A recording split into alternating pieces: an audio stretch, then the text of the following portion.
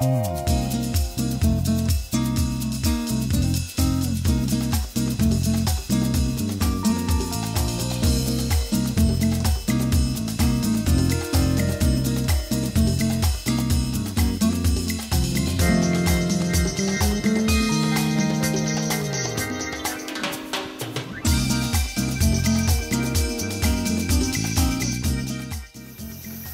to day number 2 of my water fast. Last night I was able to sleep 11.5 hours, which is very unusual for me, but it was very nice. And I felt so rested when I woke up. And I thought, great, I have so much energy, let's do something. And as soon as I got out of bed, I noticed that I didn't quite have that much energy. Just walking around in the room was really tiresome, and taking a walk is a project. So this is a difference that I feel between yesterday and today. And I thought that today I would talk to you about things that you have to or should be monitoring when you're on a longer water fast. Longer means more than 3 days. One of the things that we measure is the blood pressure and pulse.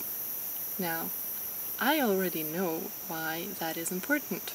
You see, it turns out that I have, not usually, but yesterday I had an elevated blood pressure and pulse. This is not normal for me, but it is normal for people who do not drink enough. So this is actually one way of being able to tell if you're drinking enough water, and if the water is staying in you or just washing through you.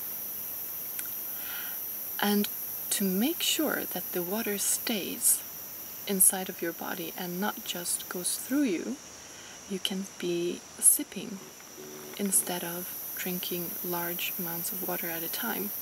So this is what I've been doing during the last day when I haven't been sleeping.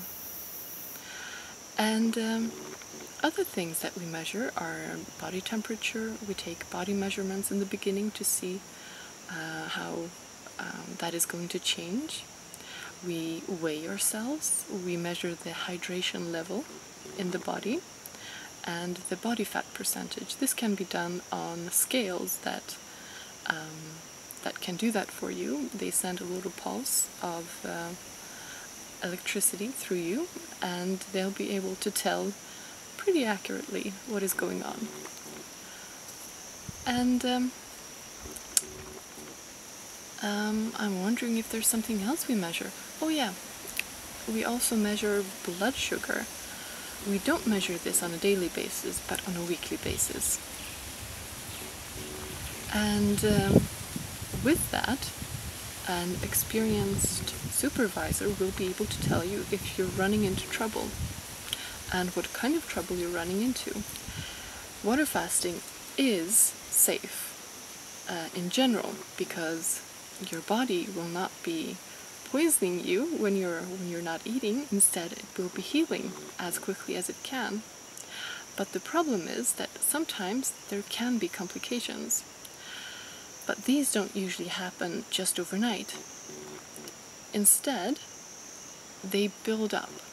And if you have a supervisor that is experienced, he or she will be able to tell you when you're starting to run into some serious trouble. And then you might have to break the fast. So this is it for today, day number 2. I'll talk to you again tomorrow, hopefully.